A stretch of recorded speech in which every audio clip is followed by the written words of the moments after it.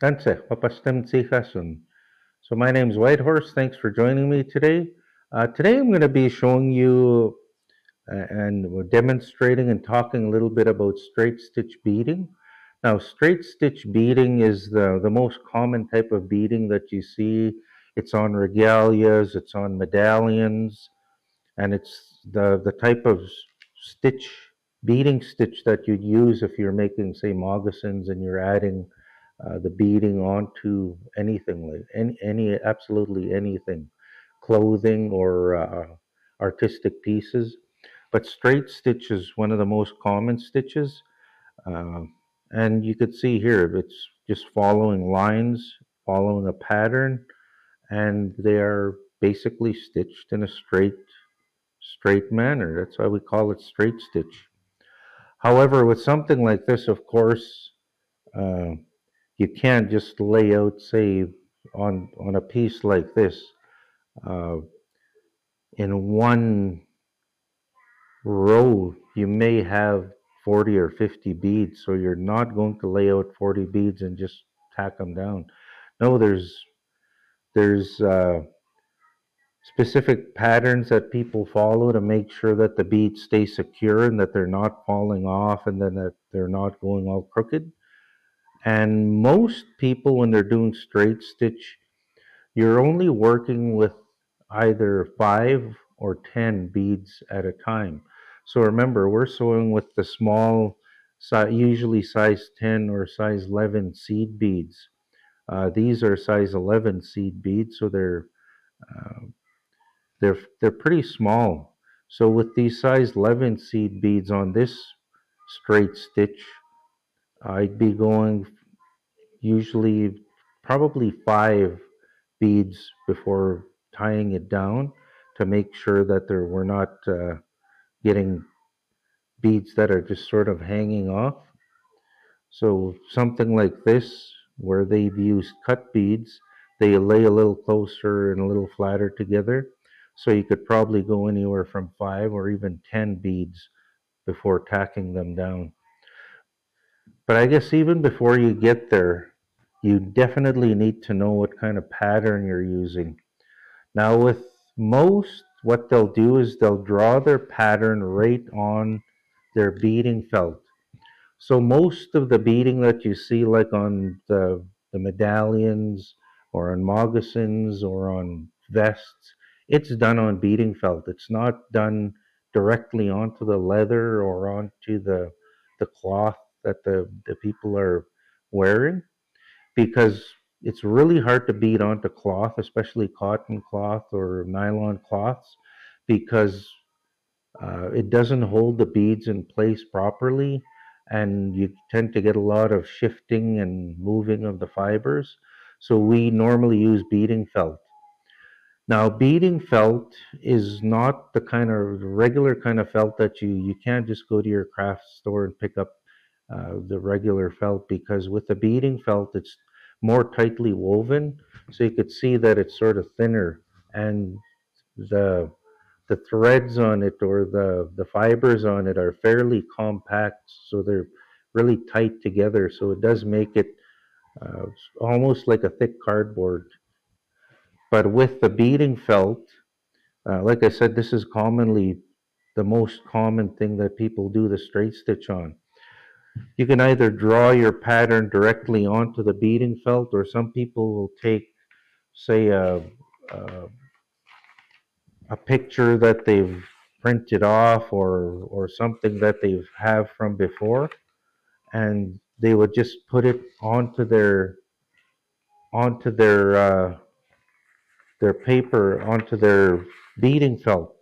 So say I was using this design, I would just put this on there and kind of stitch it, just roughly stitch it around onto my beading felt, and then I'd be laying my beads exactly in the pattern that they are on the picture that I'm doing. However, most of the time with myself and with a lot of the people that do beading that I know, especially on moccasins and stuff, we just draw our pattern right onto the felt itself. So we're just going to make a really quick feather pattern, and I'm just going to draw a really quick, rough feather pattern that I'm going to follow.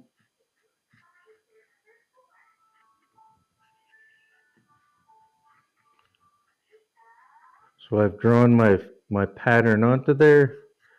It's the center. Here's the top of the feather. And from there I could just even make the lines to make it look more like a feather. So this is going to be my feather pattern that I'm going to use to follow my beading. I'm just trying to make these look a little bit more like a feather rather than a leaf. All right, so I've just got a really quick pattern there drawn onto my felt. So once I've got my pattern on there, I could take my needle and start beading right away. So with a straight stitch, like I said, it's done usually in a straight line. So I'm actually not gonna start right from the top to the bottom. With most of the beading that we do, we start somewhere where usually like a wide part is good to start at. So I'm gonna start here, and from the bottom of my felt, I'm going to poke through right onto my where my pattern is, pull my thread through, and I'm going to make sure that I tie a knot on here so I don't just pull the thread all the way through. And just a quick knot there. And once I've got my thread in line there, I can just start putting beads on. So I'm going to go with 5, and I'm going to be using, just so you could see, this is usually done with, like I said, the size 10 or 11 seed beads on the same beading felt. But for the purpose of this, I'm just showing you using crow beads just so you get an idea, and it's easier to see what I'm doing. So I'm gonna take, and I said I'm gonna go 5 beads at a time for each of my lines. So I'm gonna lay this, the outer these dark parts are gonna be blue and the centers are gonna be white. And I'm just gonna quickly and roughly from where my thread is measure the distance to my next bead, just so I can measure that my beads are lining up. And then I could see I can go with my, so that's going to line up there on my pattern. So I've got 5 beads on there right now. I'm going to just roughly look at where those beads ended, because that's where my needle is going to go in. So I'm going to put those beads on there, try and eyeball as best as I can to where my thread should go down, and I'm going to go through and tack that down. So now I've got my first set of beads on there. Now when I'm coming back through these beads, I'm actually going to come back not through all 5 of them. I'm going to go somewhere in the middle. So I'm going to go, say, to the third one, and I'm just going to, might take a little while just to make sure I'm straight in line, and just keep poking until you get as straight as you can to the where you're coming up between that second or third bead. Pull that up, and I'm going to go back through these beads that I've already tacked down. So you'll see I'm going back through them. Pull that through, and that sort of tacks them down and tightens them up. So you'll see that now those are tacked down onto my pattern. Now I can go on to my next beads, and I saw that I've had 3 there, so I can pretty much rough estimate that the next ones will be 3. If I want to check, I can. And then my outer bead on my black line here, I'll just put that all the way through just to give it a good check to see how it is, and I see that it's lined up. So I'm going to see where that, and I'm just going to push my thread, needle and thread through there, pull those tight, and you see I have my first row on this. Now again, I could come back up either at my second or third bead just to tack those down. However, when you're using, say, the size 10 seed beads, if you're going 5, then you generally don't have to come back all the way through. So I'm just going to quickly line up so I'm straight in line with my needle and thread. Come back through those. So those are tacked down really good and they're going to stay in place. They're not going to be lifting or coming up.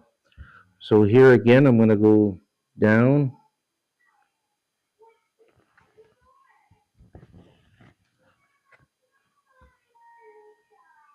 And then I'm going to come up for my next row. So I'll just keeping in mind how wide the beads are. Come up at the next row on my pattern.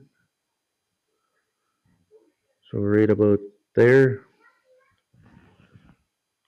Pull my thread up and I can go ahead and do the same that I did on my first row. Now with the crow beads, it's a little hard to do because the thread is much smaller than the hole in the crow bead.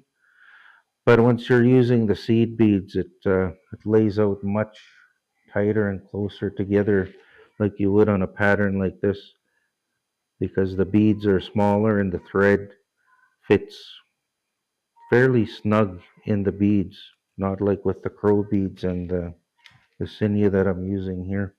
So again, I could tell that the next row is pretty much the same as the last. So I can go ahead and put on my one blue and my three white and the other blue and just line those up on my pattern. You see they're gonna go where they should. Go back through the bottom.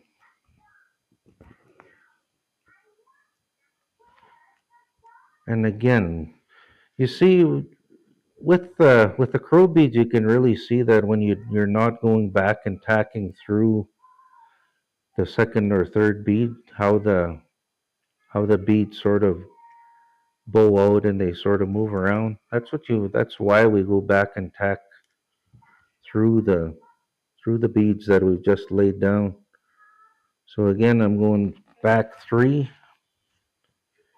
coming up, and I'm going back through those 3. The other thing that does is when I add my next beads, it's making sure that my thread is pulling it straight against the previous bead. So again, I see I've got 1, 2, 3,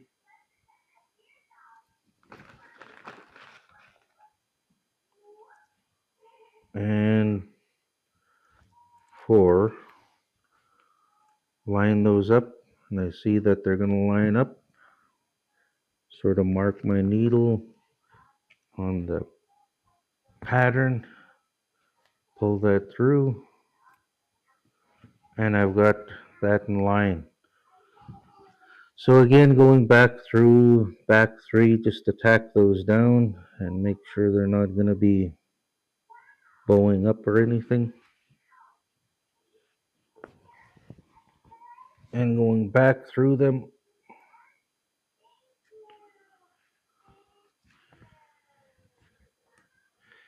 And then again, I'm going to start again by going down through my pattern right at the end of this row